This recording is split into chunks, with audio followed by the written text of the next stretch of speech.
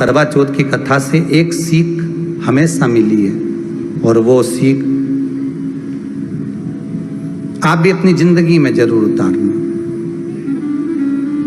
करवा चौथ की कथा में आता है, भाई बहन को भोजन कराने के लिए बुलाते हैं। पढ़िए ना कथा। उस दिन भाभियों का भी करवा चौथ का व्रत है, सेठानी का भी करवा चौथ का व्रत है, और बेटी का भी करवा चौथ का व्रत है। पर भाई जब भोजन करने बैठे तो बहन को आवाज लगाई, आजा जीजी भोजन कर ले। दीदी आओ भोजन करो। दीदी ने कहा नहीं, आज मेरा व्रत है, जब तक चांद नहीं देखूंगी तब तक मैं व्रत नहीं छोड़ सकती।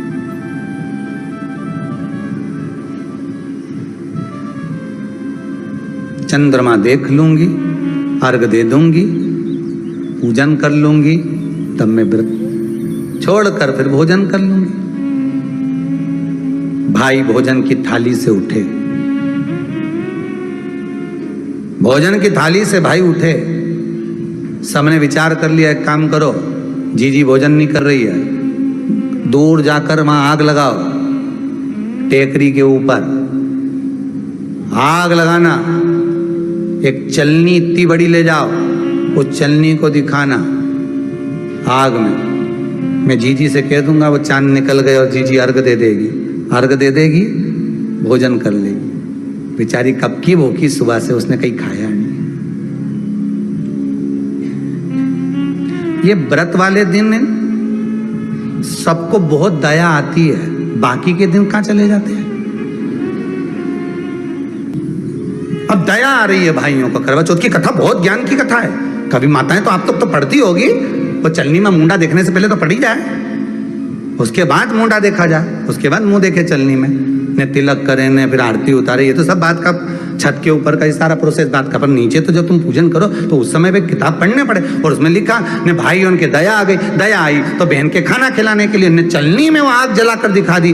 तो इतने में बहन ने अर्घ दिया तो भाभी उन खड़ी थी, हाथ जोड़कर कहा, जीजी तुम्हारे भाइयों ने तुम्हारे लिए वहां आग लगाई है और चलनी में मुख दिखा रहे हैं, मत अर्घ दो, ये झूठा है अर्घ, तुम ये चांद नहीं है भाभी। जीजी मानो तो ननंद को समझाया, पर प्रेम इतना ज्यादा था भाई बहन का, सुनी नहीं। अब कथा कह रही है, भाभियों समझा रही है ननंद को। करवा चौथ की कथा में लिखा है। आप लोग कहोगे कि सियोर वाला महाराज कहां से बोल रहा है, तो करवा चौथ की कथा में पढ़ लेना। भाभी ने समझाया, मत करो पूजन, ये गलत है। नहीं मानी, तुम तो हमारा अहित चाहती हो। कर दिया पूजन, अर्घ भी दे दिया, जाके भोजन कर लिया। सब तरह से गणेश जी का अपमान हो गया, बर्बाद कर दिया भगवान। रोने लगी, बिलखने लगी। पूछा, अब माँ के गले लगकर रो रही थी सेठानी के माँ, बर्बाद हो गई मैं, सब कुछ नष्ट हो गया। माँ की आंख में आंसू थे। गलती क्या हुई है कुछ मालूम है? मुझे लगता है कि पिछले वर्ष जो करवा चौथ पर पूजन करी थी तो भाइयों ने आग जला दी थी, ये भाभियों ने कहा था। तो सास बोली, तेरी भाभियों ने तुझे पहले नहीं बताया? नहीं माँ, मैं अर्घ दे रही थी तभी भाभियों ने कह दिया था कि यह चांद नहीं, तुम्हारे भाइयों ने तुम्हें भोजन कराने के लिए चलनी में अग्नि दिखाई है।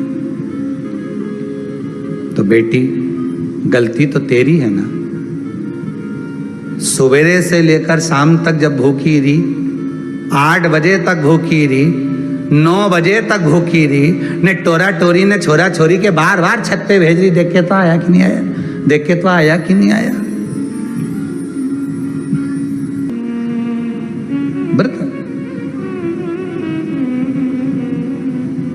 तूने अपमान कर दिया गणेश जी का। ऐसा पिछली बार गलती हो गई मुझसे,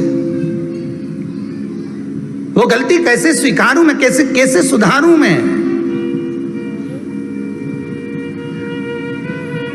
कैसे गलती को संवारूं मैं? गलती को सुधारने के लिए मट्टी के करवे के साथ में शक्कर का करवा रखा जाता है, ध्यान दीजिएगा।